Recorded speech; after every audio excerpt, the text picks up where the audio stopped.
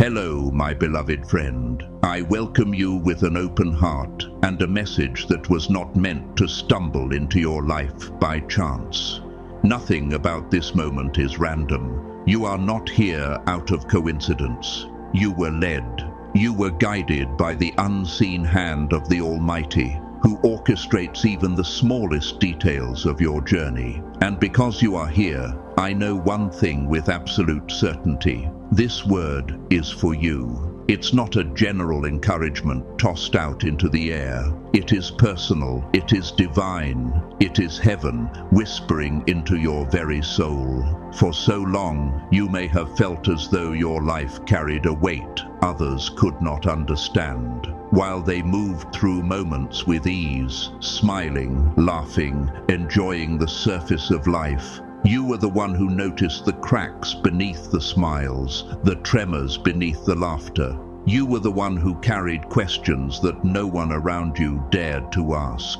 You were the one whose heart seemed to feel storms even in the calmest of rooms. And maybe you thought this was a flaw, a curse, an unbearable sensitivity. But let me tell you today, it was never a mistake. It was a mark. It was a sign that you were set apart. As Jeremiah 1:5 declares, "Before I formed you in the womb, I knew you. Before you were born, I set you apart. I appointed you as a prophet to the nations." This spiritual depth you carry, this sight that sees beyond what others notice, is not weakness. It is calling. It is assignment. And yes, it has come at a cost. It has cost you relationships because you could not close your eyes to the red flags others excused as quirks. It has cost you peace in moments that should have been restful because your spirit felt the tension others ignored. It has even cost you belonging because while others were content to laugh at shallow jokes, you were scanning the atmosphere, sensing what was unspoken.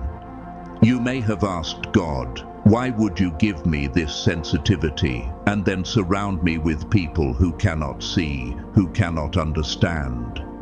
The answer is both humbling and empowering. He was not training you to blend in. He was training you to lead spiritually. You have been given the gift of discernment, which Hebrews 5:14 describes as belonging to those who by constant use have trained themselves to distinguish good from evil. You see what others cannot yet name. You feel what they refuse to acknowledge. You carry what they are not ready to hold. This is not paranoia. It is discernment. It is a divine radar, tuned not to fear, but to truth. And God trusted you with it. Do not dismiss it, and do not despise it. Picture this: a watchman standing on the walls of a city, gazing out while everyone else sleeps peacefully in the valley. From that height, the watchman sees further. He sees the approaching storm before the first raindrop falls. He sees the shadow of danger while the others see only sunlight. Ezekiel 33:7 says, "Son of man, I have made you a watchman for the people of Israel. So hear the word I speak and give them warning from me." That is you. You were placed on the wall not to be admired, but to protect, to guide, to sound the alarm. And yes, that position is lonely, because from the valley, everything looks fine. They may laugh at your warnings, dismiss your insight, accuse you of exaggeration, but from heaven's perspective, you are exactly where you are supposed to be. Your eyes, let's talk about them for a moment. Not the physical color or shape, but the spiritual weight they carry. Have you noticed how people sometimes look away when you hold their gaze? They feel exposed, as though you are reading beyond their words into their soul. And in truth, you are. You carry the ability to see the gap between appearance and reality, between what is said and what is meant.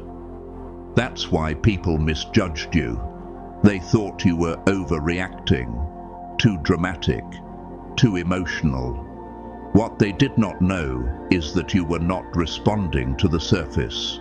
They were blind to what you could already see unfolding beneath. And yes, this gift can be exhausting. You have found yourself grieving endings long before they became visible, mourning betrayals before they unfolded, carrying the weight of truths while others were still celebrating illusions. But let me tell you with all confidence, this is not a curse. This is positioning. Psalm 25:14 says, "The Lord confides in those who fear him. He makes his covenant known to them." You are one of those to whom God whispers secrets. You are one who heaven can trust with vision. And because you see more, you are trusted to carry more.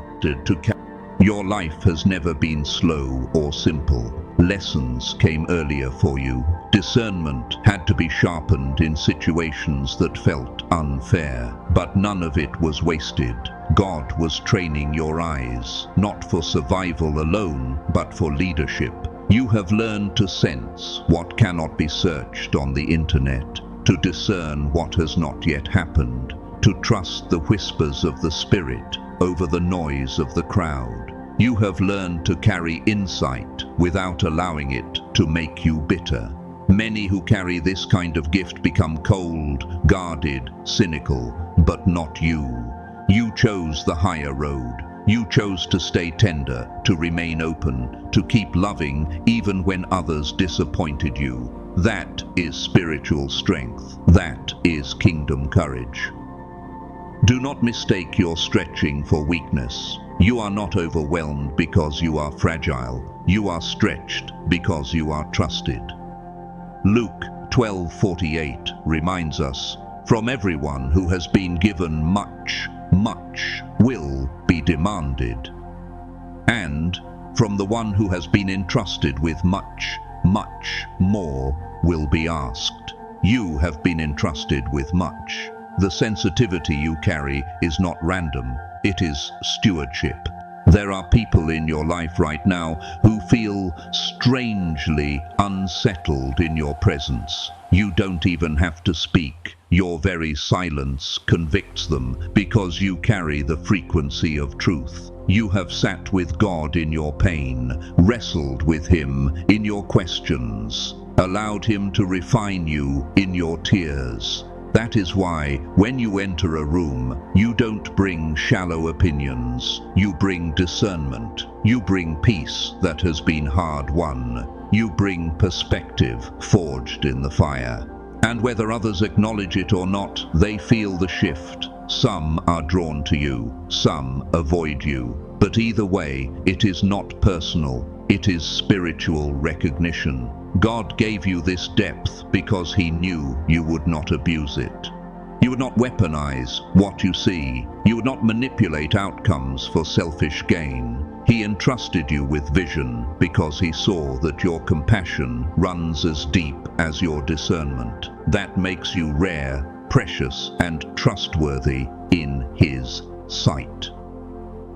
Perhaps you're in a season now where you speak less, where you no longer explain yourself endlessly, where you no longer try to convince those who do not want to be warned. That is wisdom. Ecclesiastes 3:7 reminds us there is a time to be silent and a time to speak. You are learning the holy difference between silence and settling. You are not shrinking. You are not defeated. You are settling into the fullness of who you are.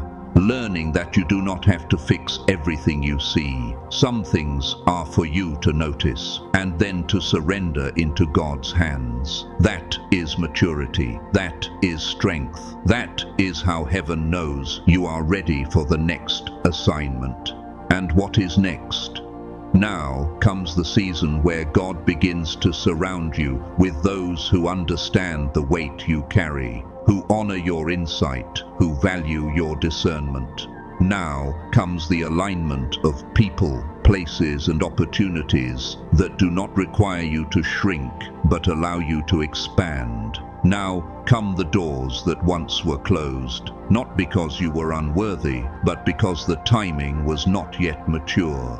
And when they open, you will walk through with peace, knowing that what you thought were delays were actually protections. God was shielding you until your sight could ripen into wisdom. So the next time you ask yourself, why do I feel so deeply, so quickly, so much more than those around me? Remember this: you were never meant to blend into blindness. You were called to carry what others cannot yet name. You were chosen to be a watchman, a discerner, a spiritual leader in hidden places. And though it has made your journey heavier, it has also made your life holier. As Isaiah 42:16 promises, I will lead the blind by ways they have not known. Along unfamiliar paths I will guide them. I will turn the darkness into light before them and make the rough places smooth. You are part of that promise. So walk forward with courage, knowing that you are not too sensitive. You are anointed with sight. You are not cursed. You are trusted. You are not strange. You are chosen. Thank you for journeying with me through this message. If it spoke to your soul, share it with someone who needs encouragement today. And remember, you are not alone. God Himself is aligning your path, preparing your next step, and confirming your calling. Continue your awakening. Keep seeking, keep trusting, keep walking, because your vision is not just for you, it is for the kingdom.